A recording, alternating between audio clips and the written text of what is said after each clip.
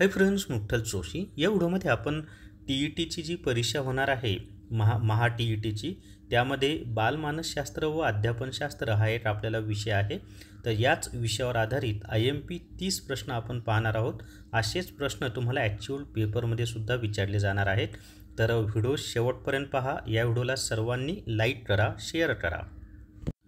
जर तुम्हाला बालमानसशास्त्र व अध्यापनशास्त्र या विषयाची तयारी करायची असेल तर प्ले स्टोरवरून विठ्ठल जोशी ॲप डाउनलोड करा आणि बालमानसशास्त्र व अध्यापनशास्त्र याचं जे ई बुक आहे ते विकत घ्या.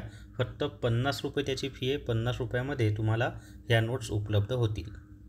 पहिला प्रश्न आहे, ॲरिस्टॉटल हे डॅश डॅशचे जनक आहेत. तर ॲरिस्टॉटल हे मानसशास्त्र याचे जनक आहेत. आता मानसशास्त्राचे जनक कोण असा प्रश्न आला तर त्याचं उत्तर ॲरिस्टॉटल पाहिजे.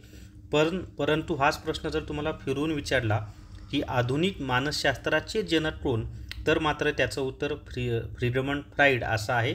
तर दोन्हीमधला फरक तुम्ही व्यवस्थित समजून घ्या. दुसरा प्रश्न आहे, अनुभव व वर्तन यांच्यामधील सुधारणा म्हणजे काय? तर अनुभव व वर्तन यामधील सुधारणा म्हणजेच मूल्यमापन होय. म्हणजे आपल्याला जो अनुभव आलेला आहे त्या अनुभवानुसार आपल्या वर्तनामध्ये सुधारणा करणं म्हणजेच आपण काय करत जातो, मूल्यमापन करत जातो. त्याची व्याख्याच आहे ती. प्रयत्न प्रमाद पद्धतीत कोणत्या प्राण्यावर प्रयोग केले होते? आता हा एक मूलभूत प्रश्न आहे. तर प्रयत्न प्रमाद पद्धतीमध्ये मांजर या प्राण्यावर प्रयोग केलेले होते. मला कमेंट करून सांगा की प्रयत्न प्रमाद पद्धत जी आहे ती कोणत्या शास्त्रज्ञांनी सांगितलेली आहे, हे कमेंट करून सांगा. बालवर्तनाचा अभ्यास करण्याची ही सर्वात सोपी पद्धत आहे. तर बालवर्तनाचा अभ्यास करण्याची सर्वात सोपी पद्धत कोणती असेल तर निरीक्षण, की बालकाचं निरीक्षण करा आणि मग त्याच्यातून बालवर्तनाचा अभ्यास करण्याची ती सोपी पद्धत आहे, निरीक्षण. मानसशास्त्राला अवबोधावस्थेचे शास्त्र ही संकल्पना डॅश डॅश यांनी दिली. तर मानसशास्त्राला अबोधावस्थेचे शास्त्र ही जी संकल्पना आहे ही फ्राईड यांनी दिलेली आहे, सिगमंड फ्राईड, ज्यांना आपण आधुनिक मानसशास्त्राचे जनक असं म्हणतो. शारीरिक व मानसिक अध्ययनात कोणत्या परिपक्वतेचे फार मोठे स्थान आहे? तर शारीरिक व मानसिक अध्ययनात नैसर्गिक परिपक्वतेचे फार मोठे स्थान आहे. आणि माझी एक विनंती आहे, जर एखाद्या प्रश्नाचं उत्तर चुकीचं वाटत असेल ना, तसं कमेंट बॉक्समध्ये सांगा. नंतरच्या व्हिडिओमध्ये सुधारणा केली जाईल.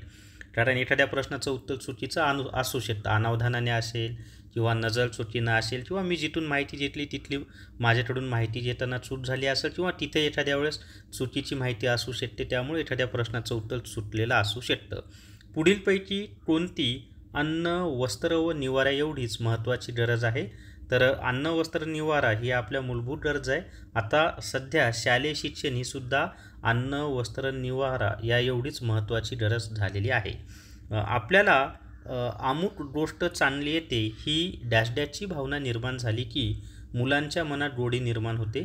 तर आता खूप महत्त्वाचा विषय आहे हा, की आपल्यामध्ये अमुक गोष्ट चांगली येते ही संपादन समाधानाची भावना निर्माण झाली की मुलाच्या मनात गोडी निर्माण होते. एक लक्षात ठेवा की जेव्हा आपण एखादा विषय वाचत असतो तेव्हा ते वाचत असताना जर आपल्याला छान समजत असेल तर मुलांना असं वाटतं की तो विषय त्याला आवडायला लागतो. का? तर आपल्याला अमुक गोष्ट येते हीच भावना त्याच्यामध्ये प्रेरणा निर्माण करण्यासाठी कारणीभूत असते. आणि तुम्ही पहा, कुठलाही आवडता विषय कोणता असतो, तर जो विषय आपल्याला छान समजतो तोच विषय आपला आवडता असतो. तर ते संपादन समाधानाची भावना निर्माण झाली की मुलांच्या मनात गोडी निर्माण होते. डॅश डॅश व अभिरुची हे घटक एकमेकांवर अवलंबून आहेत. तर अवधान व अभिरुची हे जे घटक आहेत ना, हे एकमेकांवर अवलंबून आहेत. अवधान असलं की अभिरुची निर्माण होते आणि अभिरुची असेल तरच अवधान निर्माण होतं. म्हणजे मी तुम्हाला साधं सांगतो, समजा तुम्हाला लता मंगेशकर, लता दीदींचे गाणे आवडत असतील, तुम्ही रस्त्याने जाताना चुकून रस्त्याच्या कडेला असलेल्या घरातून ते गाण्याचा एखादा ओळ तुमच्या कानावर पडली की लगेच तुमचं अवधान होतं, म्हणजे तिकडं लक्ष केंद्रित होतं. का? तर तुम्हाला त्या गाण्यामध्ये अभिरुची आहे, आवड आहे लता दीदींच्या. तर अभिरुची असली की अवधान होतं आणि अवधान एखाद्या गोष्टीला तुम्ही दाखवलं की अभिरुची आपोआप निर्माण होते. या दोन्ही गोष्टी एकमेकांवर अवलंबून आहेत. म्हणजे मी तुम्हाला अजून सोपं सांगतो, एखादा विषय मन लावून तुम्ही वाचला की तो समजायला सोपा जातो आणि तो जसा जसा समजेल तशी तशी अभिरुची निर्माण होते आणि अभिरुची निर्माण झाल्यामुळं तो विषय वाचताना परत तुमचं अवधान निर्माण होतं. ह्या दोन्ही गोष्टी एकमेकांवर अवलंबून आहेत. अध्ययनासाठी विद्यार्थ्यांच्या मनात काय निर्माण करणे जरुरी आहे? तर अध्ययनासाठी विद्यार्थ्यांच्या मनामध्ये प्रेरक म्हणजे जोपर्यंत प्रेरणा असणार नाही ना तोपर्यंत कोणतीच गोष्टी करू शकत नाही. विद्यार्थीच काय कोणताही माणूस प्रत्येक गोष्ट जी करतो ना त्या पाठीमागे काहीतरी प्रेरणा असते. तर प्रेरक निर्माण होणं महत्त्वाचं आहे. बक्षिसे म्हणजे डॅश डॅशने केलेल्या कार्याची सामाजिक पावती होय. तर बक्षिसे म्हणजे काय? तर विद्यार्थ्यांनी केलेल्या कार्याची सामाजिक पावती होय. ब हे त्याचं उत्तर आहे. डॅश डॅश संक्रमण हे होकारात्मक किंवा विधायक असते. तर धन जे संक्रमण असतं ना ते होकारात्मक किंवा सकारात्मक किंवा विधायक असते. आता यामध्ये काय पाठ करायची गरजच नाही. होकारात्मक आणि सकारात्मक म्हणलं किंवा विधायक म्हणलं की धन आलं आणि नकारात्मक म्हणलं की ऋण आलं. अडथळा त्रासदायक हे शब्द कोणत्या संक्रमणात दिसतात? तर अडथळा असेल किंवा त्रासदायक असेल हे शब्द ऋण संक्रमणामध्ये दिसतात. जेव्हा आपण शिकलेले ज्ञान नवीन परिस्थितीत शिकण्यास कोणत्याही प्रकारे परिणाम करत नाही तेव्हा अध्ययनाचे डॅश डॅश होय. तर त्याला शून्य संक्रमण असं म्हणतात. म्हणजे कधी काय होतं की आपण वाचत जातो पण आपल्या डोक्यात काही शिरत नाही, त्याच्यातून काही निर्माणच होत नाही, ते शून्य संक्रमण असतं. कुमारावस्थेतील मुलं बौद्धिकदृष्ट्या खूपच डॅश डॅश असतात. तर कुमारावस्थेतील मुलं बौद्धिकदृष्ट्या खूपच परिपक्व असतात. ब हे त्याचं उत्तर आहे, परिपक्व. सर्वेक्षण हे नियोजनाला कसे असते? तर सर्वेक्षण हे नियोजनाला पायाभूत असते. म्हणजे एखाद्या गोष्टीचं आपल्याला नियोजन करायचं असेल तर सर्वेक्षण केलेलं असेल तर ते चांगलं.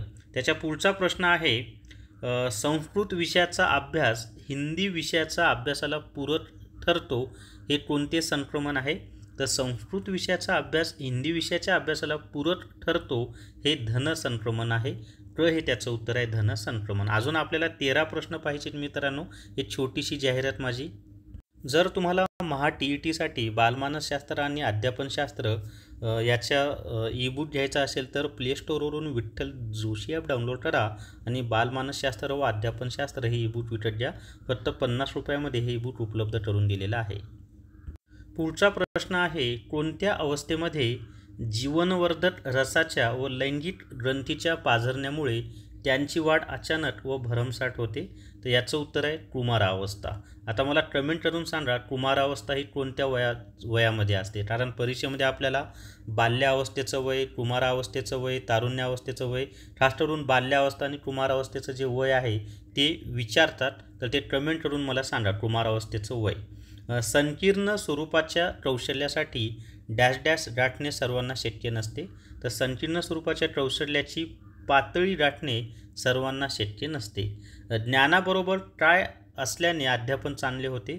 तर ज्ञानाबरोबर जर कल्पकता असेल तर अध्यापन हे चांगल्या पद्धतीने होतं. म्हणजे एखाद्या शिक्षकाला वर्गात शिकवायचं आहे, खूप ज्ञान आहे, नॉलेज आहे आणि त्यासोबत कल्पकतासुद्धा असेल तर ते अध्ययन इतकं जबरदस्त होतं की विद्यार्थ्यांना ते कळायला सोपं जातं. विद्यार्थ्यांच्या मनामध्ये रुची निर्माण होते, आवड निर्माण होते त्या विषयाची. तर ज्ञान आणि कल्पकता दोन्ही गोष्टी सोबत असतील तर अध्यापन खूप जबरदस्त होतं. पुढीलपैकी कोणता शिक्षकाच्या अस्तित्वाचा भाग आहे? तर शिक्षक जर तुम्हाला चांगलं व्हायचं असेल तर अध्यापन कौशल्य तुमच्याकडे असणं खूप गरजेचं असतं. अध्यापन कौशल्य चांगलं असेल म्हणजे अध्यापन कौशल्य हा शिक्षकाच्या अस्तित्वाचा भाग आहे. म्हणजे खूप ज्ञान आहे पण अध्यापन कौशल्य नसेल तर तो चांगला शिक्षक होऊ शकत नाही. त्यामुळे तो पाया आहे. अध्यापन ही डॅश डॅश ध्रुवीय प्रक्रिया आहे. तर अध्यापन जी आहे ना ही द्विध्रुवीय प्रक्रिया आहे. म्हणजे शिक्षक आणि विद्यार्थी या दोघांमध्ये ती प्रक्रिया होत असते. तर ब हे त्याचं उत्तर आहे. आपल्या अनुभवांची ज्ञानात्मक बाजू म्हणजे काय? तर आपल्या अनुभवांची ज्ञानात्मक बाजू म्हणजेच विचार. विचार म्हणजे काय असतं? तर अनुभव आणि ज्ञान म्हणजे अनुभवाची ज्ञानात्मक बाजू म्हणजे काय? तर विचार. मोठमोठे लोक, विद्वान लोक विचार व्यक्त करत असतात म्हणजे त्यांच्या अनुभवाची ती ज्ञानात्मक बाजू असते. दैनंदिन शालेय अध्ययन अध्यापन कोणत्या प्रक्रियेत चालू असते? तर रोजचं जे शाळेमध्ये अध्ययन आणि अध्यापन होतं ना ते संबोध या प्रक्रियेवर चालू असतं. क हे त्याचं उत्तर आहे. स्मरण म्हणजे काय? तर स्मरण म्हणजे काय? तर धारणा. स्मरण म्हणजेच धारणा होय. साधट अभिसंधान कोणाची उपपत्ती आहे? तर साधट अभिसंधान ही जी उपपत्ती आहे ती स्किनर यांनी सांगितलेली आहे. हे त्याचं उत्तर आहे, स्किनर. मांजरावर डॅश डॅश याने शैक्षणिक प्रयोग केले. तर मांजरावर थॉर्नडाईट यांनी शैक्षणिक प्रयोग केलेले आहेत. पुढीलपैकी कोणती जीवनभर चालणारी प्रक्रिया आहे? तर अध्ययन ही जीवनभर चालणारी प्रक्रिया आहे. म्हणजे शाळेत जाता म्हणजेच अध्ययन करता असं नाही, जन्मल्यापासून मरेपर्यंत अध्ययन हे मानवाचं चालूच असतं. वर्तन व अवबोध या दोन्हीतील सुधारणा म्हणजे काय? तर वर्तन व अवबोध या दोन्हीतील सुधारणा म्हणजेच अध्ययन होय. संवेदना अधिक अर्थ म्हणजे काय? तर संवेदना अधिक अर्थ म्हणजेच अवबोध होय. तर संवेदना आणि संवेदना निर्माण झाली त्याचा अर्थ लावला की त्यालाच आपण अवबोध असं म्हणतो. आणि या प्रश्नाचं उत्तर तुम्ही मला ऑलरेडी मी दिलेच, कमेंटमध्ये सांगायची गरज नाही समजा. हे नेक्स्ट व्हिडिओमध्ये आपण प्रश्न घेऊ. तर या व्हिडिओमध्ये एवढीच माहिती. या व्हिडिओला सर्वांनी लाईक करा, शेअर करा आणि तुम्हाला ईबुक घ्यायचा असेल तर विठ्ठल जोशी ॲप डाउनलोड करा, तिथून ईबुक विकत घ्या. थांबूयात. धन्यवाद.